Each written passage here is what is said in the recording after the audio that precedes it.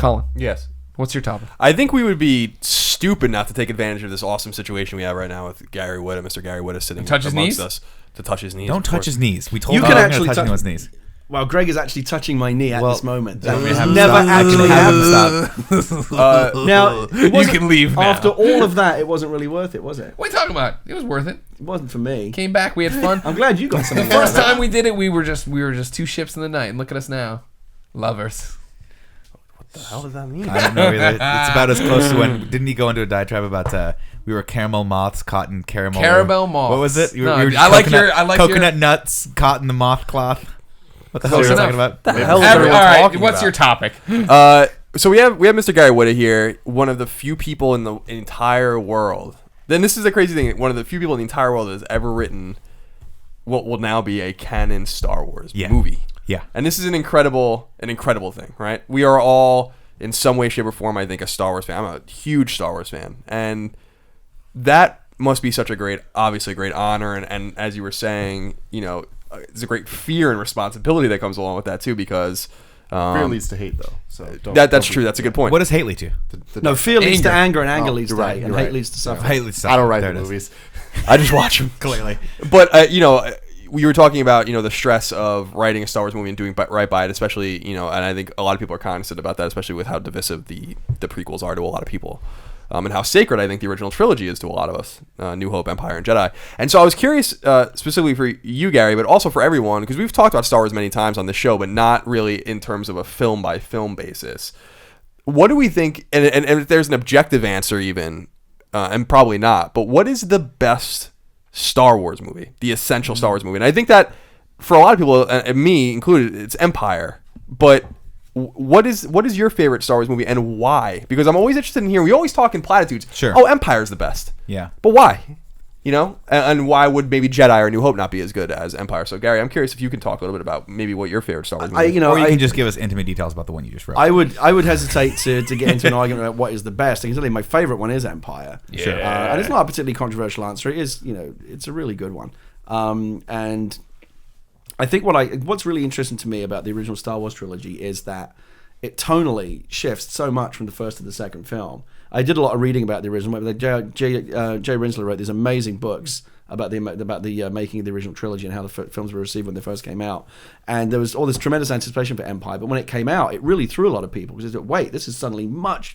Look at the tone of the original Star Wars, which is really, it's just fun. It's like camping places. It's just like it's a save the princess story. Yeah, it's a save the princess. You know, the farm boy saves the universe, and it ends on like a tremendous triumphant note. They all get their medals apart from Chewie. And everyone... They don't recognize dogs. Chewie didn't get a medal? No.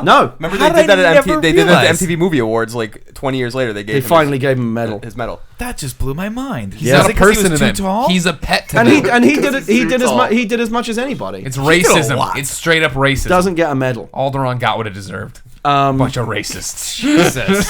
So I'm starting to see your point. It's a fun, fairly lighthearted movie that ends on a triumphant note, and then The Empire Strikes Back is a really dark movie that ends on a massive downer. Yeah. And I think when it first came out, a lot of people were really thrown by that, and it's only over the years that the movie's come to be appreciated for what it is. Like, you know, yeah, see, that's what I think I liked most about it, though, is the characters seemed way more real in Empire, and you empathize with them a lot more than you do in A New Hope, where you're like, they're gonna win.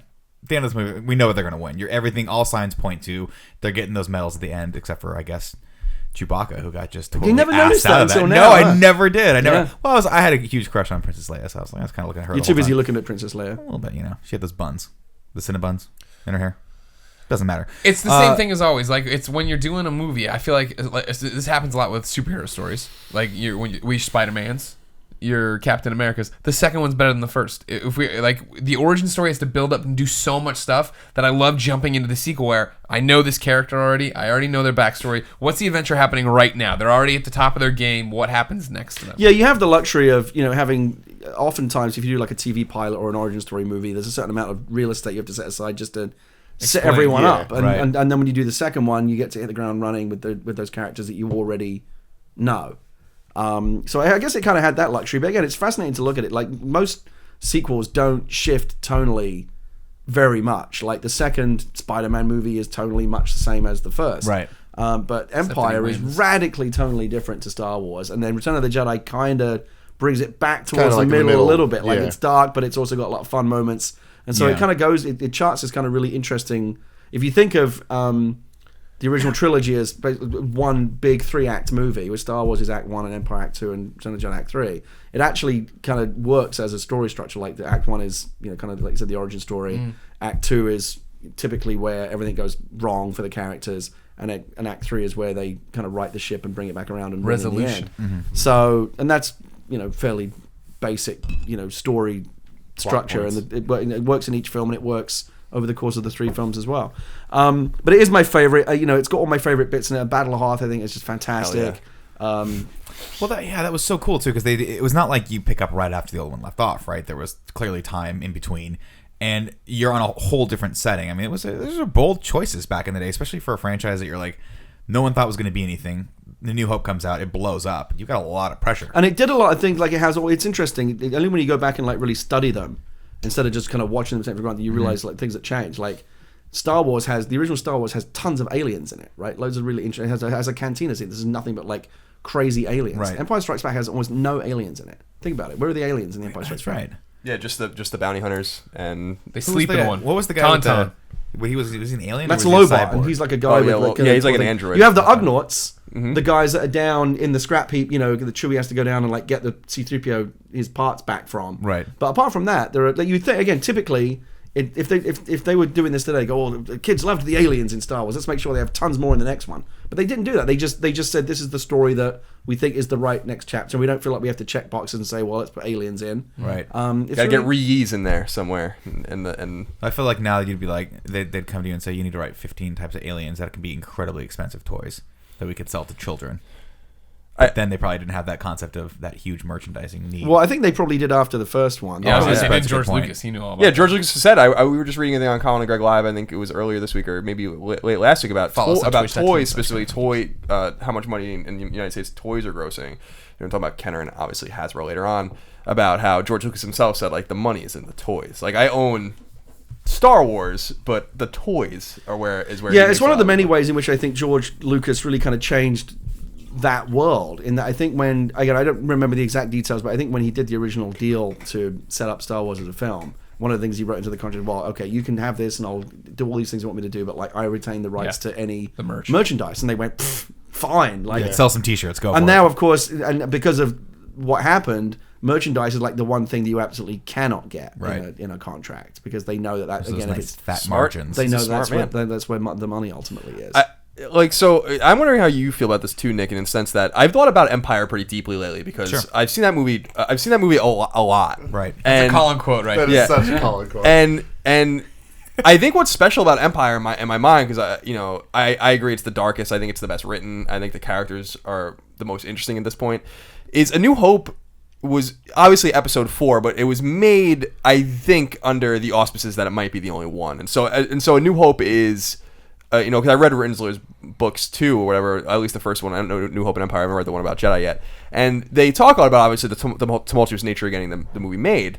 And I think that, so when you have, in A New Hope, you have the story, you have like a beginning and an end to the story. They kill Tarkin at the end, so they kill the bad guy. Vader goes, the TIE fighter like flies off into Spins off space, in obviously space, to leave yeah. him alive in case, obviously that the story demanded that or whatever. But it was a self-contained story.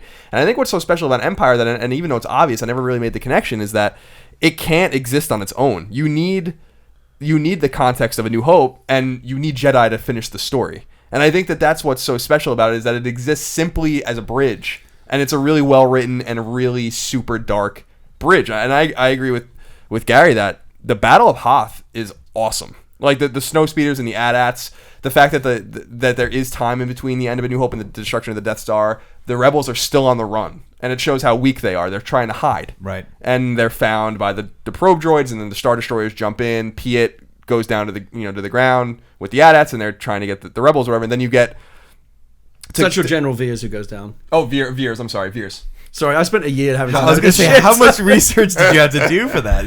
Do they just give you? They just drop off a giant encyclopedia and they're like, you need to memorize this, or else we're gun to the back of the head. I mean, blowing your brains even out. before I did like kind of the deep dive in living with it for a long time, I way too much of my mental real estate The mental real estate was was already set there. aside to knowing that shit. Wikipedia is a black hole.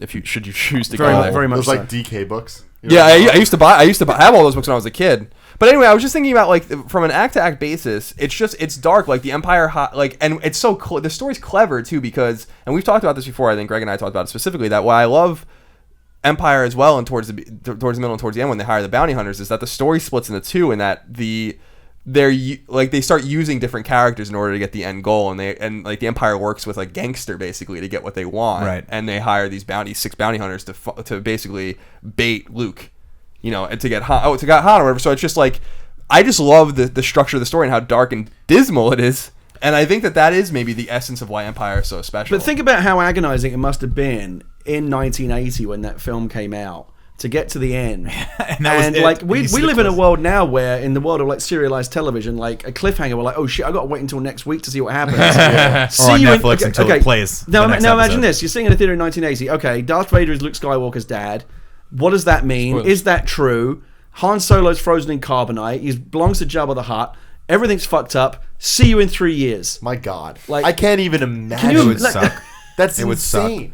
awesome. Colin, to your point, though, I think, bringing up Gary's other point, which is if you look at it like a 3-act structure, I think anyone will tell you the second act is always the most interesting in any story. That's when the characters are sort of really figuring stuff out. They're hit with all the conflict, and that's when they have most of their change. And I think that's what we're seeing there. With the third act, everyone finds probably the most entertaining because that's when the climax happens and all that stuff's happening. And that's when I grew up. When I was a kid, I always thought Jedi was the best. I was like, no, Jedi's the best movie. They win, right?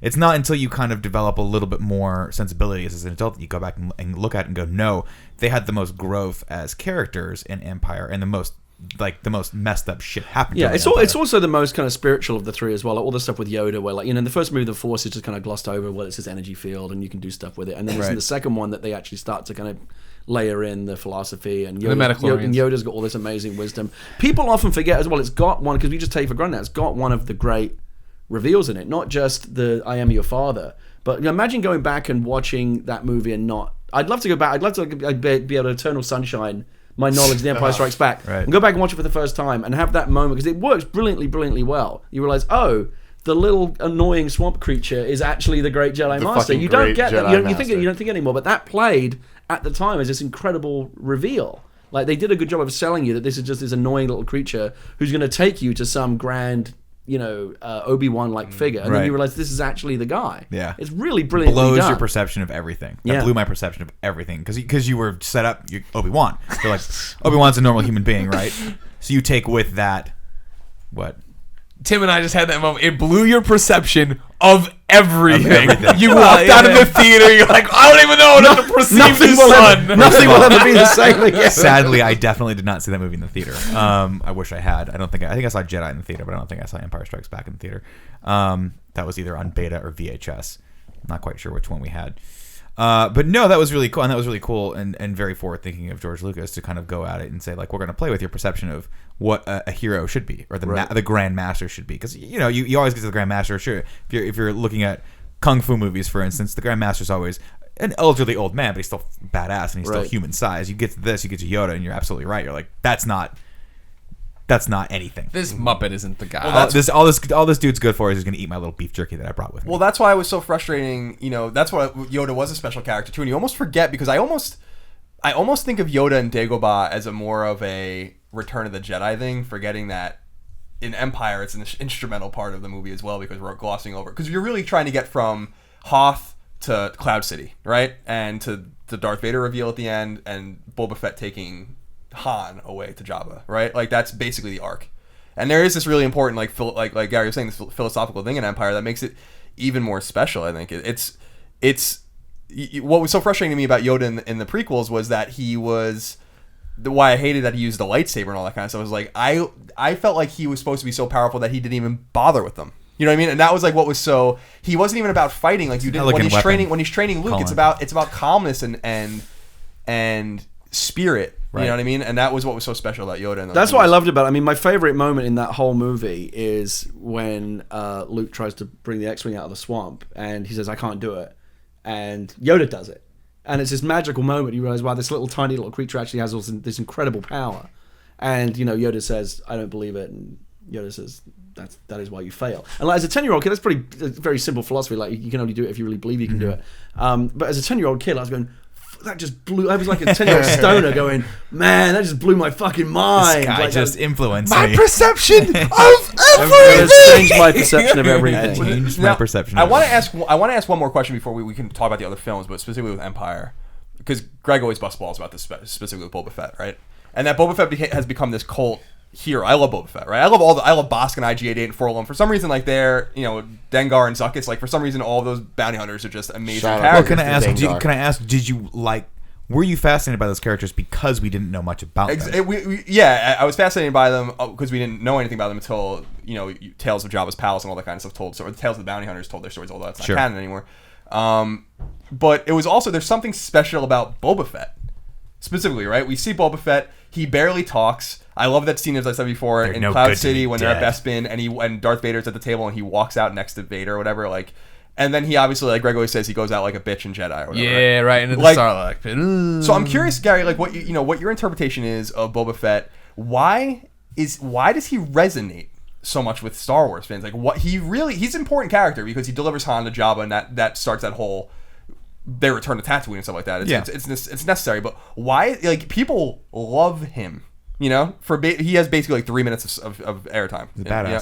Why do you think that is? And do you love him? Like, I think it's just generally true as a character thing that we find mysterious characters really compelling, and mystery is interesting, and this goes all the way back to the Man with No Name and kind of mythic characters where the point that the idea that they're shrouded in mystery and you never really truly get to know who they are or what they're about or where they're coming from. That's like because you want to know more. Yeah. And so it's that desire to kind of fill in the blanks and like, who is this guy? Like Boba Fett shows up and he's got this cool armor and it's like, well, this is like a badass dude. Like I want to know more about him. Mm-hmm. But the fact that they kind of keep you a little bit, it's like, it leaves you wanting more, which is of course the great.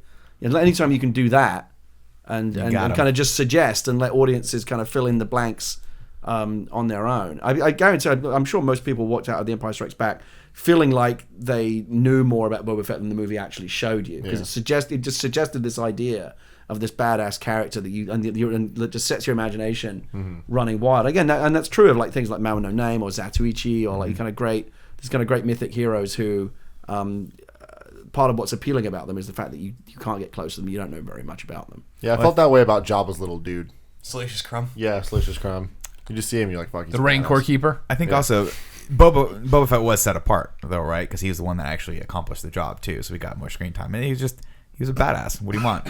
No, I love. And it. also, I he had I think he also had the a lot more going for him with his character design as well, because his armor was badass. Yeah, and Everyone his ship was fucking cool looking ship too. was dope because it flew the wrong way. You expected Yeah. it to go like I this, had and it the went like this. And they it just kept never going. You're like, what the fuck? it's never mentioned in the film, but I had like the large scale Boba Fett action figure when I was a kid, and on the back of the box there's like an annotated diagram of like this is his like rappelling gun and this is his like radar helmet thing, and then there's a thing that says Wookiee scalps, and you realize that the kind of the braided hair things that he has in the film, those are Wookiee scalps.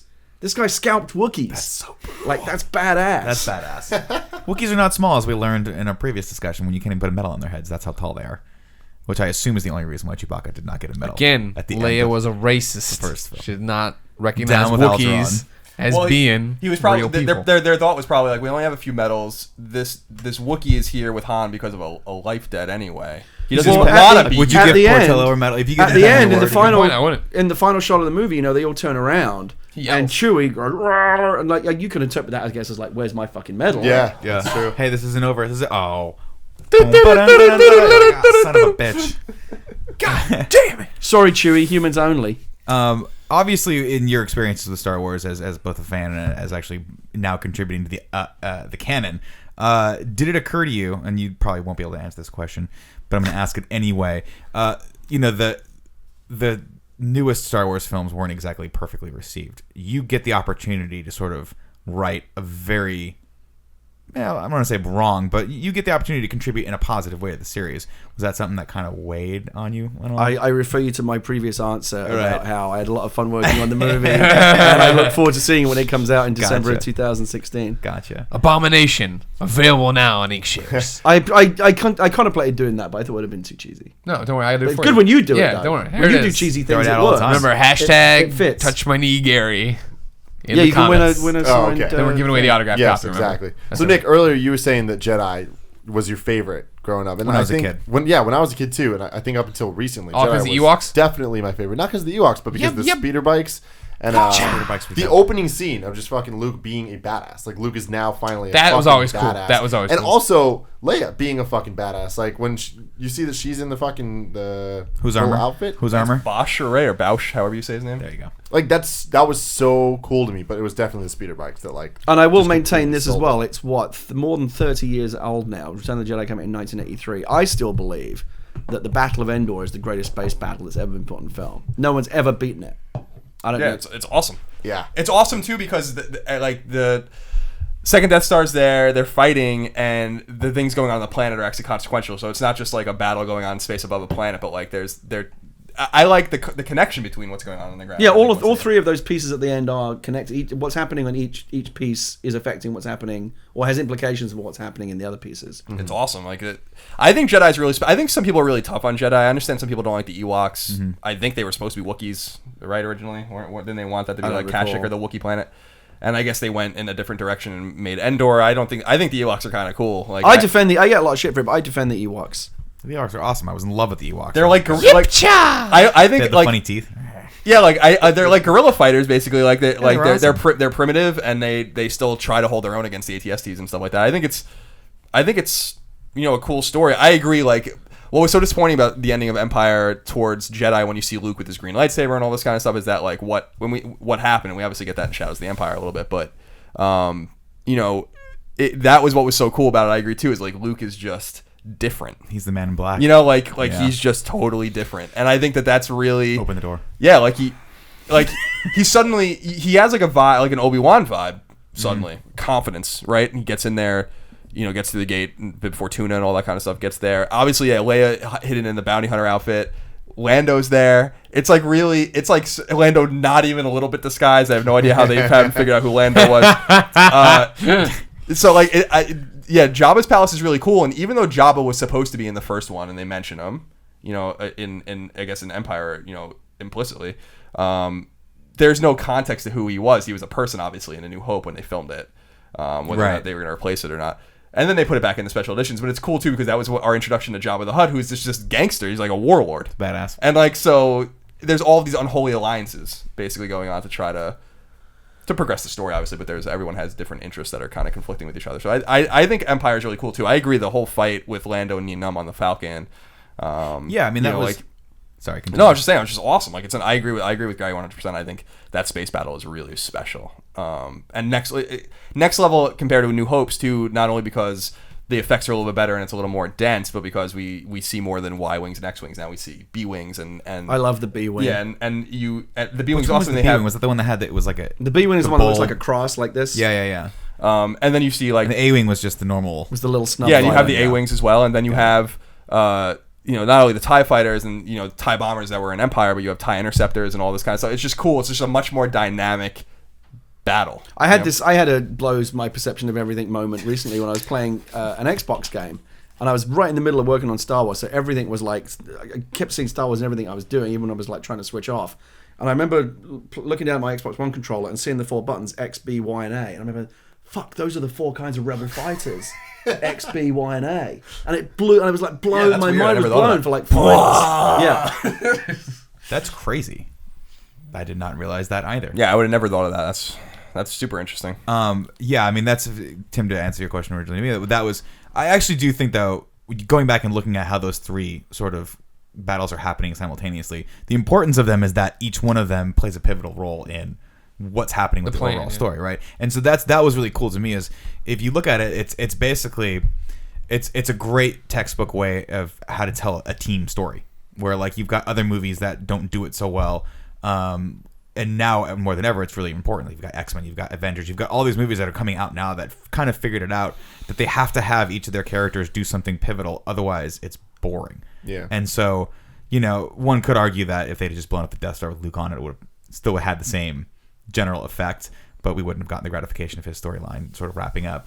But yeah, I remember watching X-Men, the original X-Men movie, and it was a good movie, but I remember thinking to myself, why didn't they figure out a slightly smarter way to split these characters up so that they could have achieved sort of different parts of that common goal, like Star Wars did? Well, Days of Future Past did a better job of that. They did a better job. That actually, I think, is a better example of sort of how to take a badass character and not make him the focus, just have him sort of be the vehicle, which I thought they did a great job with that. I don't know if you saw the film, but they took Wolverine and he was basically just moving the story along, which I thought was kind of cool, because you always think of Wolverine as like, okay, it's gonna be about Wolverine. If he's in the movie, he's the most dynamic character. It's gonna be about him. But it wasn't about him. It wasn't really his story. He was just sort of like the vessel, if you will, to kind of tell that story. It only took 7 movies for it not to be about him. I love that, and I love what they did with Wolverine as well, his standalone story.